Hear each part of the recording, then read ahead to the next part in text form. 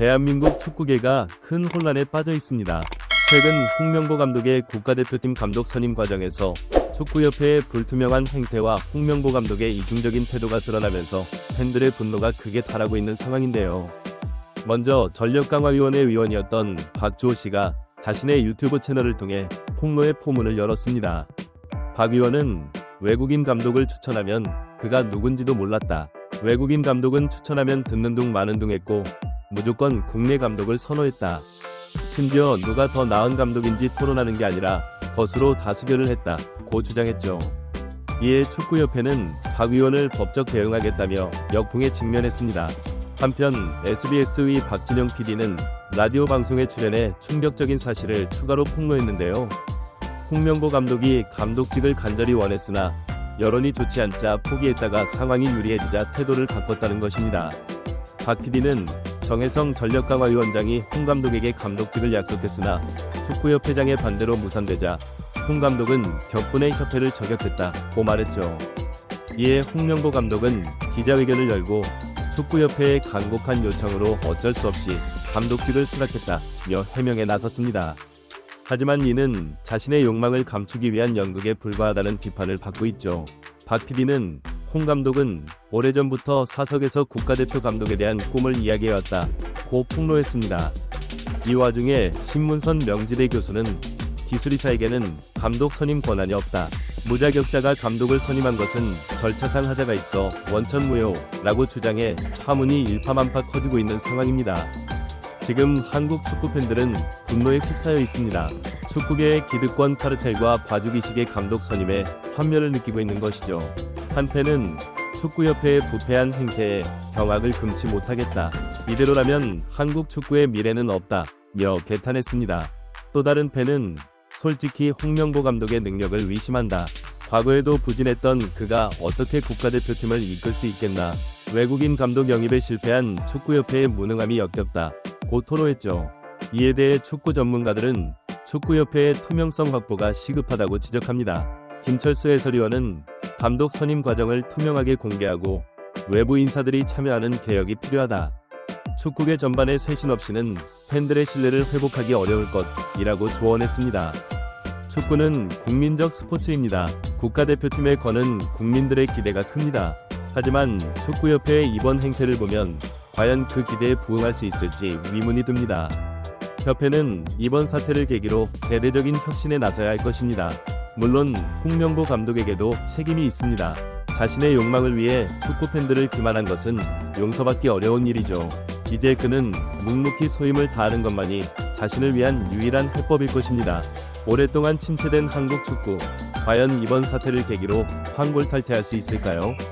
축구 팬들의 격앙된 목소리에 귀를 기울이고 축구계 전반이 자정 노력에 힘써야 할 때입니다. 우리 모두의 사랑을 받는 축구이기에 지금 같은 혼란은 더 이상 용납될 수 없습니다. 축구인들의 뼈를 깎는 반성과 쇄신을 촉구하는 바입니다.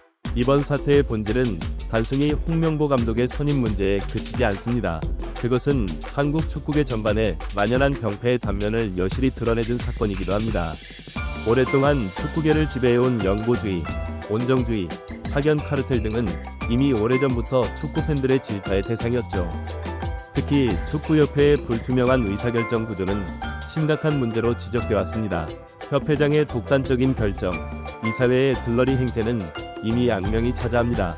축구계 안팎의 개혁 요구에도 불구하고 이런 악습이 개선될 기미는 보이지 않고 있죠. 협회는 이제라도 과감한 개혁에 나서야 합니다. 의사결정의 투명성을 높이고 다양한 의견을 경청하는 열린 리더십이 필요합니다. 전문성을 갖춘 외부 인사들을 영입해 검증과 견제의 시스템을 만드는 것도 시급한 과제입니다. 물론 이는 하루아침에 이뤄질 수 있는 일이 아닙니다. 오랜 기득권 구조를 혁파하기 위해서는 강력한 의지와 추진력이 필요하죠. 하지만 지금처럼 팬들의 외면 속에 침체의 늪으로 빠져드는 것보다는 개혁의 고통을 감수하는 게 낫습니다. 축구 팬들 또한 냉정한 자세가 필요합니다. 물론 분노는 마땅합니다. 하지만 그 분노의 에너지를 생산적인 방향으로 승화시켜야 할 것입니다. SNS와 축구 커뮤니티를 통해 목소리를 높이고 개혁을 요구하는 평화로운 시위에 적극 동참하는 것이 그 방법이 될 수 있겠죠. 더불어 우리 축구의 근본적인 경쟁력 강화 방안도 함께 고민해야 합니다. 유소년 축구 활성화, 지도자 교육 시스템 개선, 프로축구 구조 개편 등 다양한 현안들이 산적해 있습니다. 당장의 분노에 가려 이런 본질적 문제의식이 실종돼서는 안 될 것입니다. 무엇보다 이번 사태가 우리 축구계 전체의 대반성과 쇄신의 전환점이 되길 간절히 바랍니다. 축구는 단순한 스포츠 이상의 의미를 가집니다. 국민의 자존심이고 세계와 소통하는 언어이기도 하죠. 우리의 축구가 다시 희망을 노래할 수 있기를, 그날을 향해 모두가 혼연일체가 되어 노력했으면 좋겠습니다. 홍명보 감독에게도 당부의 말씀드립니다.